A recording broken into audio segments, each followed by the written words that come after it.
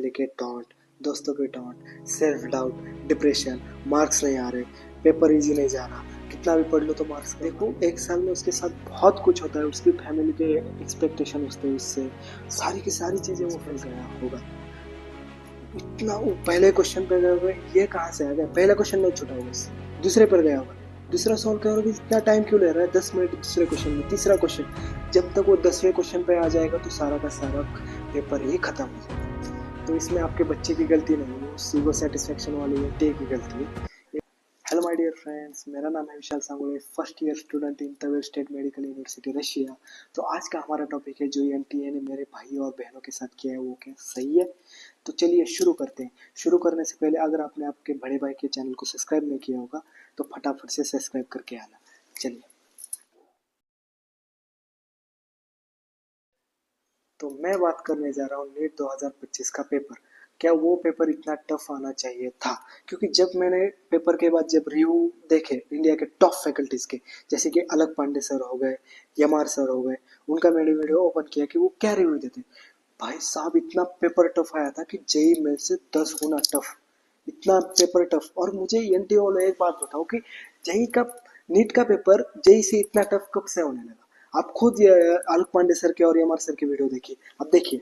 दोनों बार मुझे ये चीज़ लगी, चाहे 2016 की बात हो चाहे 2021 की बात हो, दोनों बार ये फील हुआ था कि फिजिक्स का पेपर टफ हो। पर अभी जो हुआ है इस बार 2025, मुझे लगता है वो 2016 और 2021 सबको बीट कर दिया इस बार डिफिकल्टी लेवल में, खास करके फिजिक्स की बात करें तो। ये सच में मतलब सभी पेरेंट्स से, टीचर से, और मैं अपनी तरफ से भी कहना चाहूँगा कि यार पेपर अनएक्सपेक्टेड था।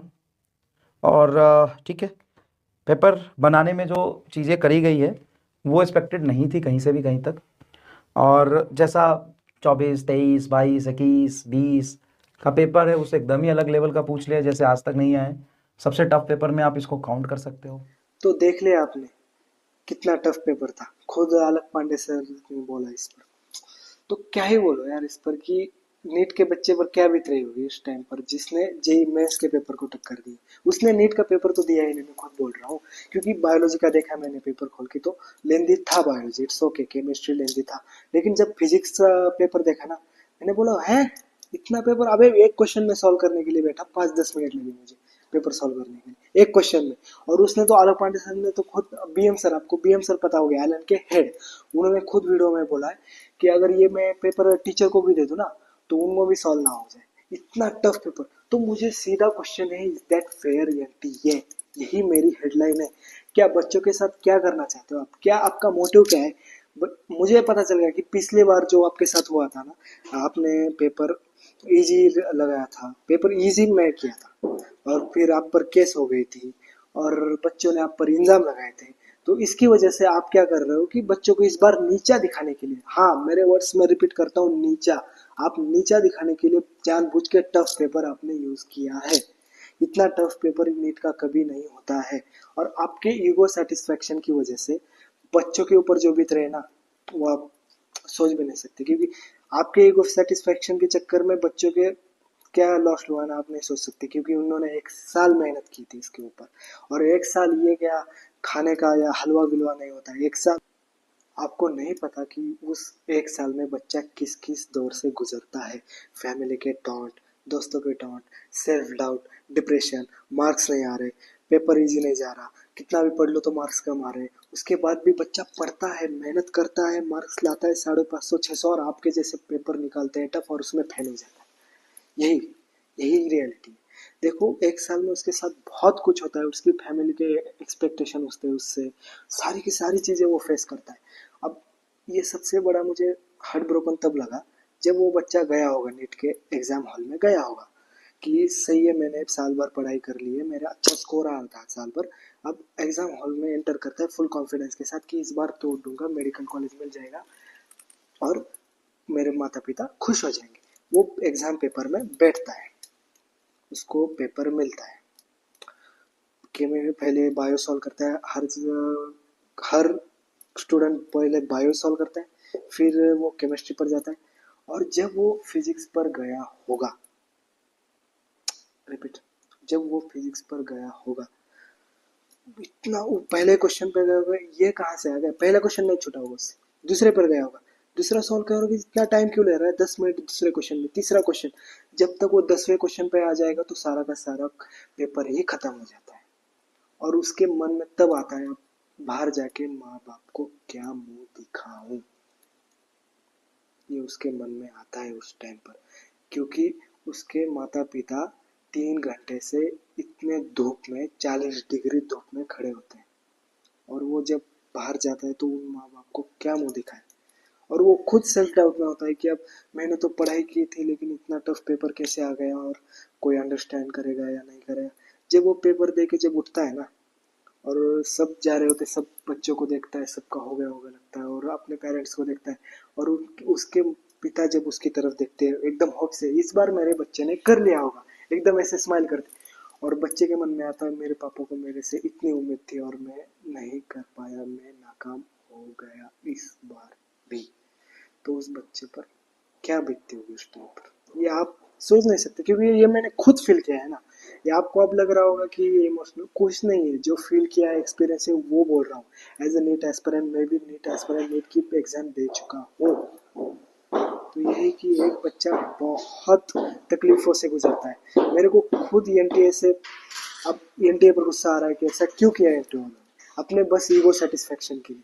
बच्चों ने पिछली बार केस डाली थी, ये करा था, तो इस बार बच्चों को दिखाई देंगे कि हमने फोड़ देंगे। इस बार बच्चों अगर पेपर लीक भी हो गया तो बच्चा सॉल्व ना कर पाए, इतना हार्ड निकलेगा, जेईई मेन से 10 गुना हार्ड निकल। मैंने मानता हूँ कि नीट का पेपर टफ आया था, इससे पहले 2016 में आया था, 2021 में आया था, लेकिन इतना टफ 2016 और 21 का भी नहीं था, 2025 का जितना पेपर टफ था। तो ये जाहिर है कि एनटीए ने बस अपने ईगो सेटिस्फेक्शन के लिए किया था, और कॉन्ग्रेचुलेशन टू एनटीए, अपने ईगो अपना सेटिस्फाई सक्सेसफुली कर लिया। बस इसमें कॉस्ट हुआ बच्चों का लॉस, बाकी कुछ नहीं हुआ।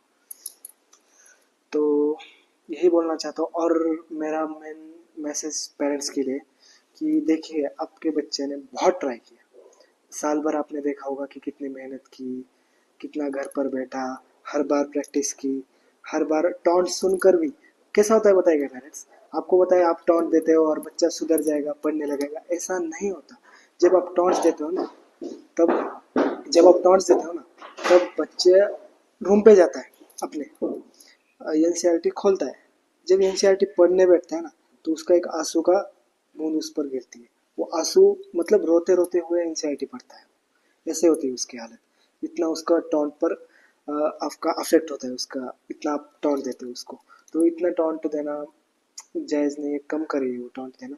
और मैं यही पेरेंट्स से रिक्वेस्ट करना चाहता हूँ कि आपके बच्चे ने बहुत मेहनत की थी साल भर, बहुत, आपको खुद बताया, मेरे को बताने की ज़रूरत नहीं है, लेकिन कुछ लोगों के ईगो सेटिस्फेक्शन की वजह से आज आपका बच्चे को है। तो इसमें आपके बच्चे की गलती नहीं है, उस ईगो सेटिस्फेक्शन वाले ये टे की गलती है। ये खुद कहता हूँ, और ये मैं नहीं कह रहा, ये खुद हमारे इंडिया की टॉप फैकल्टीज कह रही है कि इस बार का पेपर नहीं था जैसा चाहिए था। तो अगली बार अगर नीट ड्रॉप लेना है या एमबीबीएस अब्रोड करना है, ये क्या करना है, ये मैं आपको बताऊंगा अगले वीडियो में। लेकिन इस वीडियो में यही बताना चाहता हूँ कि प्लीज़ पेरेंट्स, आप अपने बच्चे को सपोर्ट कीजिएगा। इस वक्त आपका बच्चा बस आपसे ही उम्मीद रखेगा, दूसरों से उम्मीद नहीं रखेगा। तो प्लीज़ आप उसको सपोर्ट कीजिए। उसके ऊपर क्या बीत रही होगी ये आप भी नहीं जानते, क्योंकि बच्चा नीट का एस्पिरेंट किसी को नहीं बोलता। और आप, कुछ लोग होते हैं, आते हैं नीट के एस्पिरेंट को और बोलते हैं उसको कि कोई नहीं अगले साल कर दे। अगले साल में क्या गारंटी है फिर से हो जाएगा, एक साल की मेहनत तो गई ना, अगले साल इससे टफ कर देगा ना एनटी। क्या उनको बोलने में 1 मिनट लगता है, लेकिन हमें वो सब भुला के फिर से रिस्टार्ट करने में 3 महीने लगते हैं, ये बताओ आपको। तो चलिए, बस यही था आज का। तो स्टूडेंट्स जो भी मुझे सुन रहे होंगे, आई डोंट नो मैंने अच्छा बोला है नहीं बोला है, क्योंकि ये सब मैंने स्क्रिप्टेड नहीं बोला कि बच्चे को मोटिवेट करूंगा नहीं करूंगा। जो मैंने खुद फील किया है जिंदगी में यहाँ आकर, मतलब एज एन एस्पिरेंट जो मैंने चीज़ें फेस की, वो सब आपको बोल दिए। मैंने ऐसे स्क्रिप्टेड विप्टेड कुछ नहीं बोला। तो समझ गए होंगे आप बड़े भाई का आपका क्या कहना है। बस रिलैक्स रहिए, क्योंकि कट ऑफ भी कम आ सकता है इस बार, क्योंकि आपका बस आपका हार्ड पेपर नहीं गया, काफ़ी बच्चों का हार्ड पेपर गया। तो बस रिलैक्स रहिए, अपनी केयर कीजिए, क्योंकि इस टाइम पर आपकी केयर करने वाला कोई नहीं होगा। क्योंकि पेरेंट्स भी इस टाइम पर थोड़ा थोड़ा टोन दे रहे होंगे मेरे बच्चे का नहीं हुआ, और जायज़ है, क्योंकि लगता है यार बुरा लग जब अपना बच्चा नहीं कर पाता, आपने एक्सपेक्ट किया होगा अपने बच्चे से, जब नहीं कर पाता तो पेरेंट्स को बुरा लगता है, पेरेंट्स को भी मैं कुछ नहीं बोलूंगा। लेकिन बच्चों, इस टाइम पर आप हिम्मत मत खोना, बस अपने आप पर बिलीव रखना, कट ऑफ इस बार कम आ सकता है, अगर नहीं भी आया तो आपका भाई आपको बताएगा अगर नीट का ड्रॉप लेना है या फिर एमबीबीएस अब्रॉड करना है, क्योंकि मैं खुद एमबीबीएस अब्रॉड कर रहा हूँ। तो bye, see you, take care. और जिन्होंने भी मेरे चैनल को सब्सक्राइब नहीं किया, प्लीज जाके सब्सक्राइब करो।